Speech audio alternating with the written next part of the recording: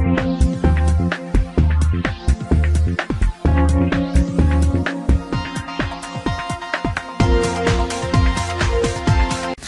right, let's look at some real numbers now.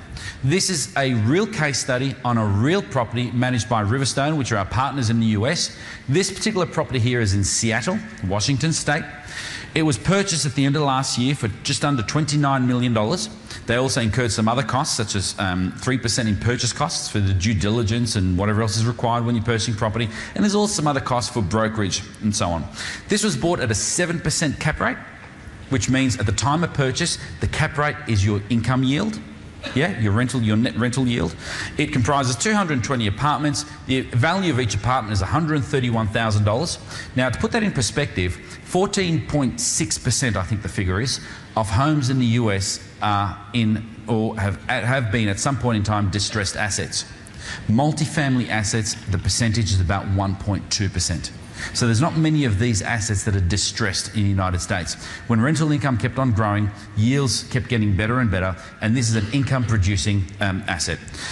It's three-storey walk-up and has surface parking. So just like any apartment complex here, it's made up of a combination of one-bedroom, two-bedroom and three-bedroom apartments. Obviously, the more bedrooms, the greater the monthly rental income. Now, one difference between America and Australia is that rental income in Australia, we always talk weekly. In America, you'll get used to the fact that they talk about monthly rentals as opposed to weekly rentals.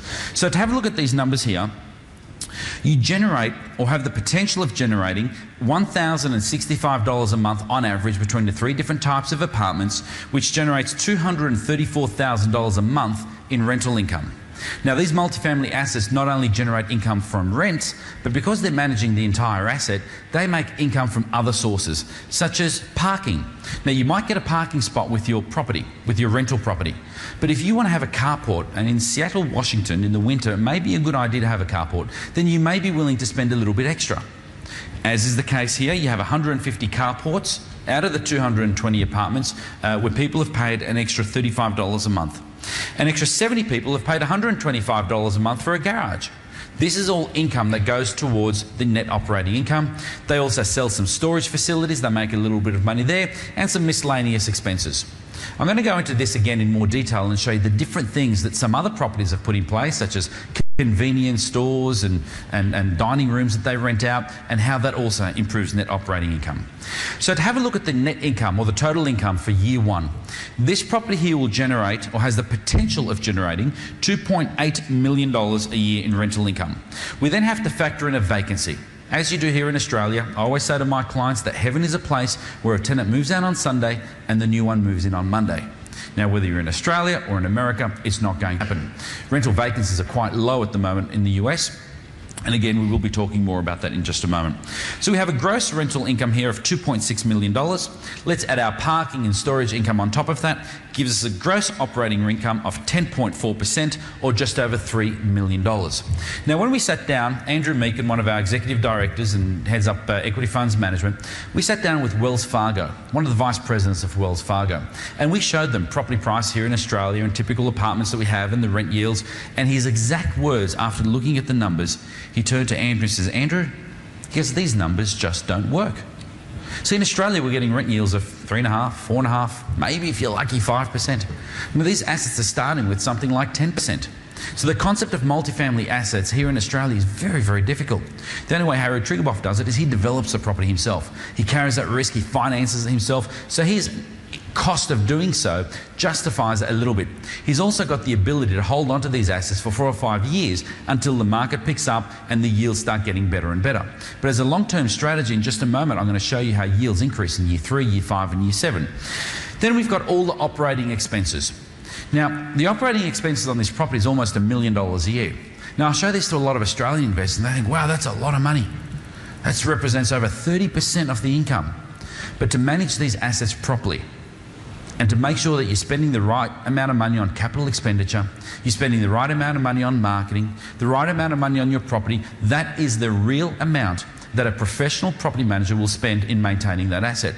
It still leaves you with a net income of just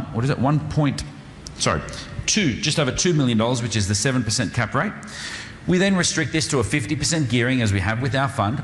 which means you now have to service the interest on that, so you deduct the interest repayments, and what you're left with as an investor, if you went out there and bought this property, you would be left with a rental income of $1.2 million, which represents a cash-on-cash return, which is a percentage of your net income as opposed to what money you had to put into the property, of just over 8%. So the rent yields, as you can see from these assets, are good. Now, this is a high Class B asset. So on a Class A asset, your yields will be slightly less. On a Class C asset, they'll be slightly greater. But what's interesting about multifamily is this. Remember, this is in the year of purchase. The following year, the building now produces a little bit more money in rental income. I've made a few assumptions here. I've assumed rental growth of around 5%. I've also assumed expenses growing at 3%. We've fixed our interest rate in at 5.42%, and we've still maintained that 5% vacancy. But as you can work down this spreadsheet, you can see in year 3 that your net rental yield now has started to increase. And in year 5, again, all things being equal, your net rental yield is now increasing, and by year 7, your net rental yield is over 13%. Now, property is one of these assets where if you buy and sell property, you can make money buying and selling. There's no question about that. But I strongly believe that real estate assets should be bought and held on as a long-term investment. They should be bought and held as a long-term investment, because the moment you sell your property, ladies and gentlemen, you've just made a clear and conscious decision that you'd like somebody else to benefit from all the rent growth. You'd like somebody else to benefit from the capital growth that property generates. You see, there's two ways you make money from property, ladies and gentlemen. The first way is what I'm talking about here, which is rent yield, the income you make from the property. The second thing is capital growth. You see, in Australia, when you buy assets, you have to go to the bank, you get a bank valuation, and the bank valuer will go out and they'll value the property next door, they'll value a comparable property up the street, and so on and so on. In the US, they don't have valuers. They have property appraisers, but the bank uses the formula of net operating income divided by the capitalisation rate to value your property. So your property is valued based on what it can generate as income.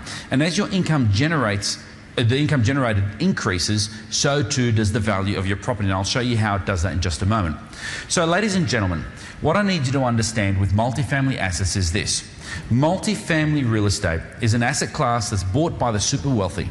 It's bought by what we call the institutions, you know, the major banks, the major pension funds, and so on and so on. It's an institutionally run asset class with advanced systems and processes that is capable of achieving commercial-like or business-like returns.